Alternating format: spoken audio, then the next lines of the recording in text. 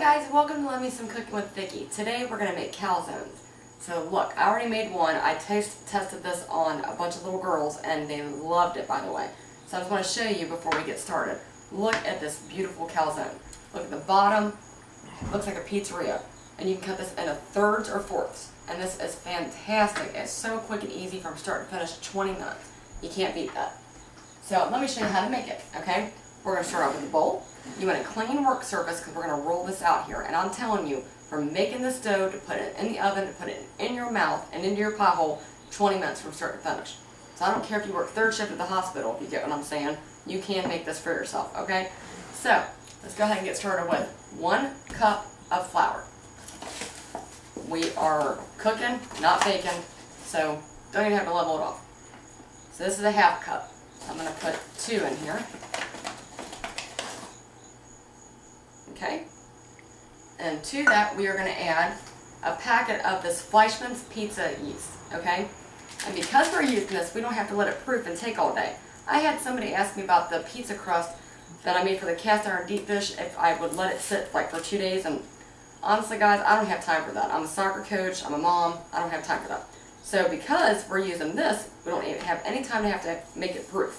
So just add that bad boy into here. Alright, and we're going to use 1.5 teaspoon of just plain old granulated sugar. The kind that you use for your coffee. Nothing special. Shake it off. I'm using my half cup, or I actually used 1 teaspoon. Alright, so I just put extra. Alright, so you want 1.5 teaspoon to that, okay? And then to that, we're going to add 3/4 of a teaspoon of salt. So if you use your quarter one, just use 3 of them. 1, 2. I know I just ticked my home ec teacher off in high school. You're never supposed to do this over your bowl, but who cares?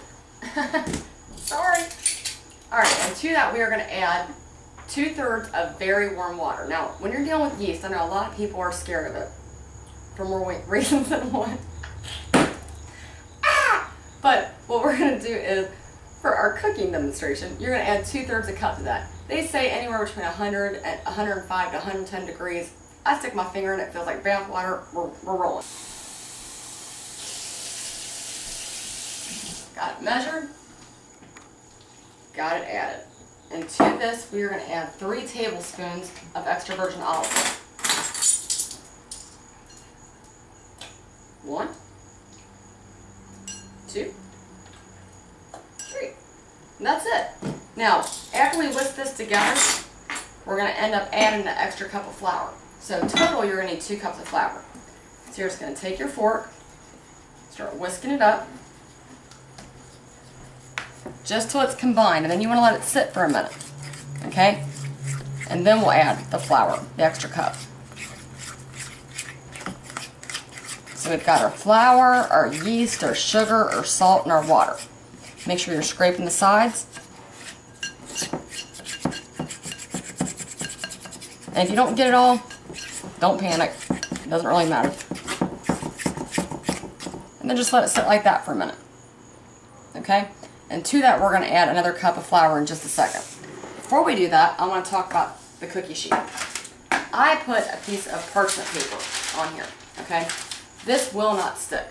You can make cookies, anything, it will not stick to it, okay? If you don't have this fancy stuff, which it's not fancy, it's like $3 at Kroger, but if you don't have it, then feel free to use aluminum foil. Just make sure you spray it, or the non-stick kind. You just want to be able to get it off up here without it sticking, okay? So I've got my parchment paper down. I want it to taste like a pizzeria, so I'm going to add a little bit of yellow cornmeal. So I'm just going to do this. And that's it.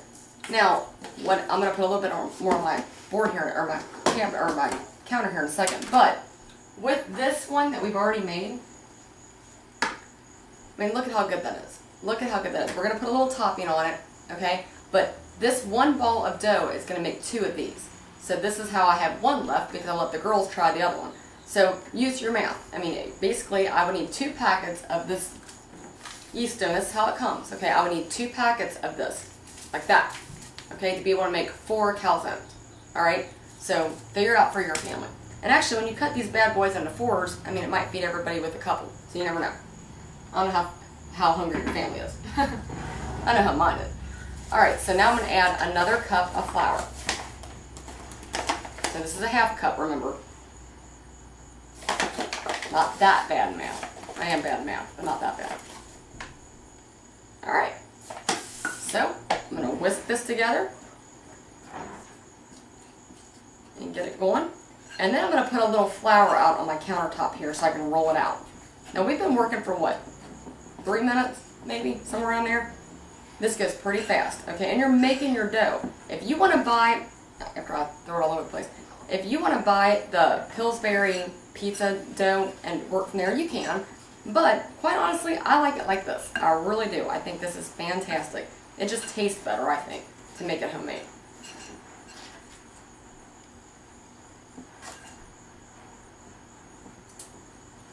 Now, have you ever watched a cooking show and they talk about bench flour? But, you know, like B-E-N-C-H, and you're wondering, what the heck is that? All that means is taking some flour here and putting it here on your countertop. Why don't you just call it countertop flour? That's really what it is. So I'm going to take my wedding ring off, and I'm going to take this dough, that's as far as I got it combined, okay? And I'm just going to put it out here, get all of it, right there.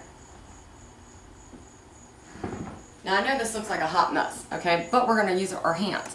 So you're just going to start squeezing it, okay?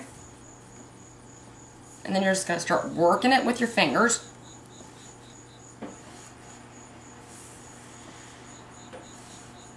And you only have to do this for, and then you just want to push away with your hand, pull back. Push away with your hand, pull back. And you can feel it coming together. I mean, you really can. And on those days when you're really angry at somebody, this is a great meal to make. Because you can punch it. But you just got to do this for a couple minutes. And then you're going to let it sit for 1. And that's it. And then we're going to roll it into our calzones. Once you start feeling it come together, and it's not that sticky anymore, just start rolling it into a ball.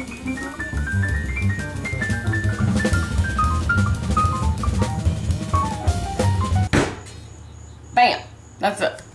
So I'm going to stick it back in this bowl and let it sit there for a minute while I get the rest of my ingredients out.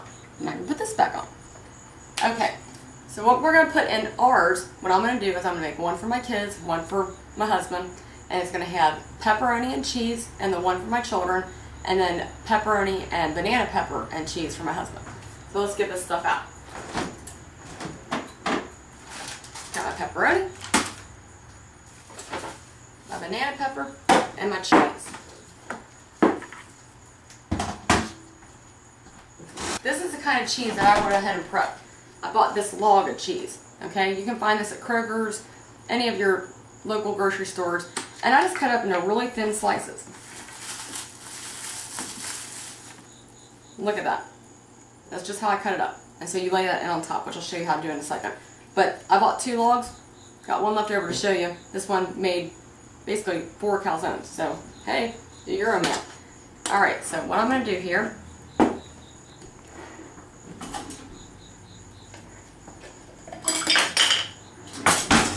I'm going to put a little flour out. Okay. A little of my cornmeal. I'm going to take this dough and I'm just going to cut it in half. Okay? So this is called a bench scraper. Yet again, I don't know why they're completely bent on using the word bench. Bench flour, bench scraper, but take a knife. I don't care. Cut it in half, just like that. Put this one over here. Now this one, we're just going to start squeezing it. And then once you get it out thin, you can stretch it out. Then you can start just pushing it.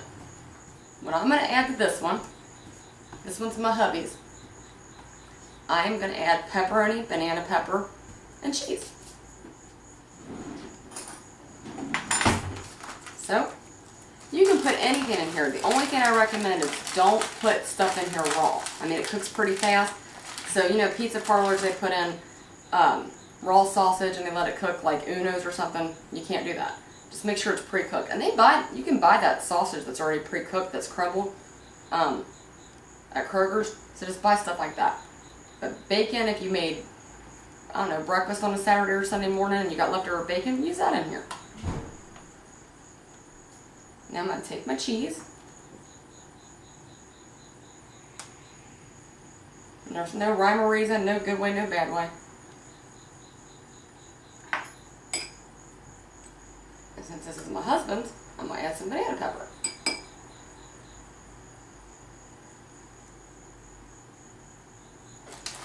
I'm going to add a little bit more pepperoni. Now I'm going to fold this over, okay? And you just want to kind of come down around the edges with your hands, okay? Then you just want to fold it in around the edges to make sure that you have a seam, or there is no seam. Make sure it's just folded over so it doesn't ooze out, okay? And then just kind of clip it around with your fingers to give it a pretty look.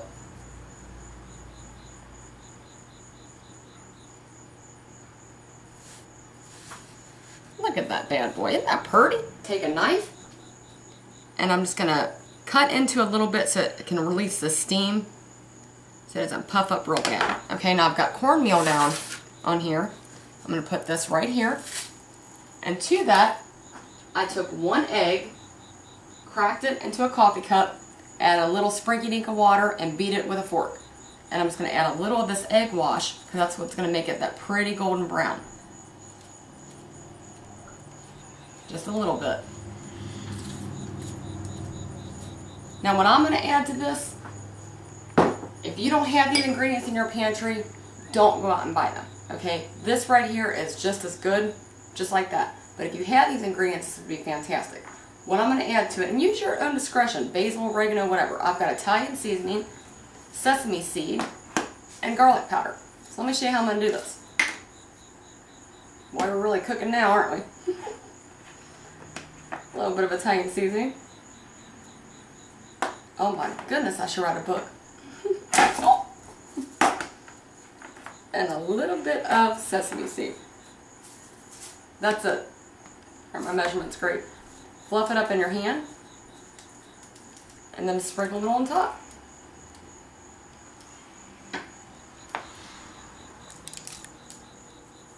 And that's it. 425 degrees for 10 minutes, and it's going to be perfect. And just like with my cast iron deep dish, with that one you had to wait 10 minutes because you had the sauce inside. We're going to cut this up and dip it in the sauce so you don't have to wait that long to eat it. So on a fast soccer night, you can make this, I promise you. I'll see you guys back here in a few. Alright guys, it's ready. Oh, 10 minutes. 5 minutes to make the stinking yeast dough and 10 minutes for this. How wonderful does that look? Alright, this is the one for my husband. Oh my goodness. And this is my kids. Oh, that looks so good. You couldn't even order a pizza this fast. You just couldn't. I don't care who you are. I don't care if you own the stinking pizzeria. You couldn't do it that fast. Look at how pretty this is. Oh my gravy. Got some pizza sauce and some little ramekins. Now let's cut into this so we can see how cheesy it is. I'm just going to cut this one into thirds. Now, here's another little trick. When it's hard like that and you try to cut through it, if you were to push down, you would end up, everything would ooze out, okay? So if you don't want to do that, kind of just go like this. Cut through it just for a second and kind of break the crunch there, and then you can push down. Oh my goodness. The juice coming out of this one is the banana peppers. Just do it again. And crunch through. Look at that. Ho ho ho ho! Look at how pretty, pretty, pretty. Oh my goodness. So like I said, guys, I mean, look at this meal. I don't care who you are, I don't care what your background is, I don't care how many kids you have, quite honestly, and I don't care what shift you work on. You can because there's no excuse. I'll see you later. Bye, guys.